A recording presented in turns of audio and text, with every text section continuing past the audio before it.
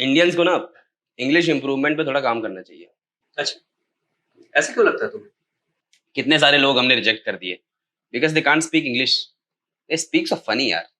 अच्छा, तो तेरे अकॉर्डिंग जो इंटेलिजेंस है वो इंग्लिश प्रोनाउंसिएशन के ऊपर डिपेंड करती है। आई मीन कुछ तो मतलब थोड़ा सा तो आना चाहिए यार। अच्छा, एक बात बता, ये दुनिया के सारे लोग इंडियन इंजीनियर्स को, डॉक्टर्स को, साइंटिस्ट को क्यों पसंद करते हैं? अरे आराम से करना भाई। अच्छा बता, तूने कभी किसी स्पेनिश को इंग्लिश बोलते हुए सुना है? नो। इटालियन को? नो। अरबिक को? नो। फ्रेंच को? नो। पर तू कहना क्या चाहता है?